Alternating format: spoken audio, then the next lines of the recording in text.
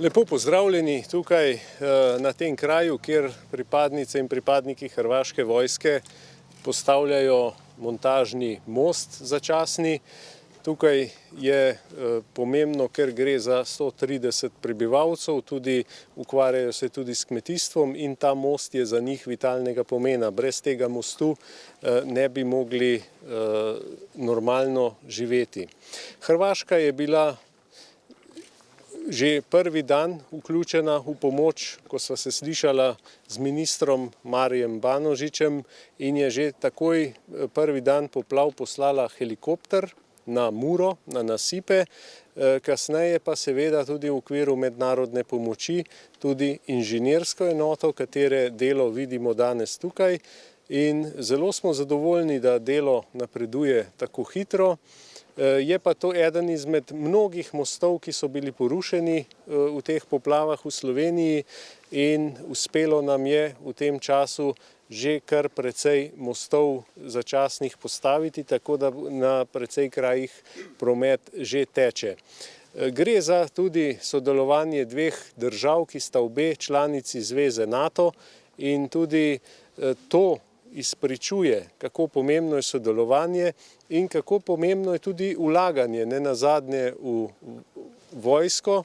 Danes vidimo tukaj inženirsko enoto, pomembni pa so vsi rodovi naših vojska in pomembno je imeti opremljeno in usposobljeno vojsko, kajti nikoli ne vemo, katera stvar nas zadane. Lani smo imeli v Sloveniji velik požar, letos smo imeli poplave, tako da moramo biti vedno pripravljeni. In če se bo, upam, da ne, ali pa vsaj ne kmalu, kaj podobnega zgodilo na Hrvaškem, bomo seveda tudi mi prišli na pomoč, tako kot smo že tudi v preteklosti in tukaj se najlepše vidi naše sodelovanje in naša pomoč ljudem, ki je hitra in učinkovita. Spoštovani minister, dragi Mario, jaz se iskreno zahvaljujem za to pomoč, zahvaljujem se tudi pripadnicam in pripadnikom hrvaške vojske in seveda si želim, da takšnih dogodkov ne bi doživeli več v takem obsegu in zagotovo, da bi čim dlje trajalo to obdobje, ko tega ne bi bilo. Hvala lepa.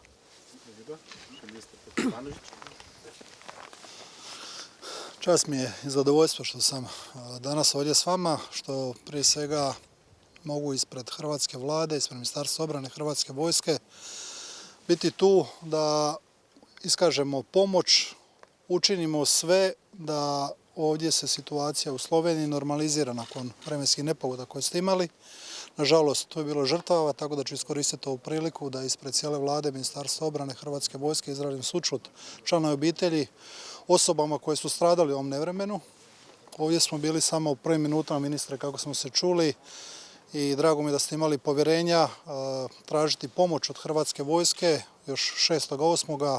u Donjoj Bistrici kada smo postavljali blokove sa helikopterom Hrvatskog ratnog zrakoplovstva gdje je bila prije svega cilj spriječiti daljnju štetu nakon silnih poplava koje ste imali. Nažalost, posljedice su velike, u prilici smo vam pomoći, unatoč tome što u Hrvatskoj je bilo brojnih izazova također u 8. mjesecu. Bilo je i požara, ali isto tako i mi smo imali posljedice nevremena, ali ono što je najbitnije to je da je Hrvatska vojska spremna rješavati probleme i u Hrvatskoj, ali isto tako vama ovdje prijateljskoj zemlji, susjednoj zemlji, članice Europske unije, članice NATO-a pomoći u pružanju pomoći.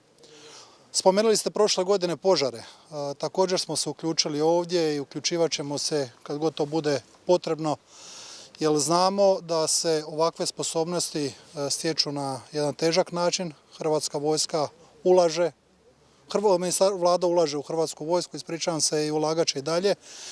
Ne samo s ciljem jačanja svojih borbenih sposobnosti, nego upravo sa ispunjavanjem naših ustavnih civilnih zadaća, to je pružanje pomoći stanovništvu.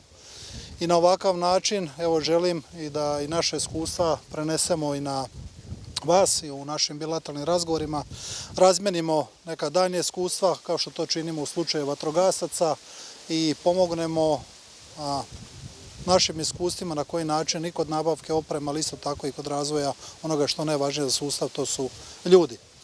Danas smo ovdje u Lačoj Vesi postavili most koji je više od 27 metara dužine, 3 širine i koja će imati nosivost 42 tone osovinske i na taj način pomoći ovdje lokalnom stanovništvu u cirkulaciji, u prometu, obavljanju redovnih dnevnih obaveza i most će biti tu koliko god bude potrebno, odnosno dok ne izgradite svoju vlastnu infrastrukturu.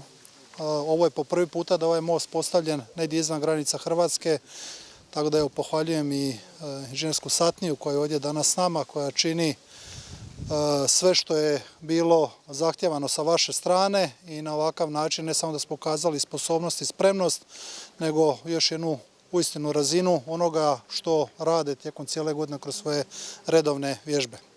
Evo, hvala još jednom na povjerenju, nadam se da ćemo imati u budućnosti što manje ovakvih prilika, što više sastanaka kojima ćemo moći razgovarati možda o nekakvim zajedničkim vježbama kako bi što prije doskočili u ovim izazovima koje nam dolaze u susret.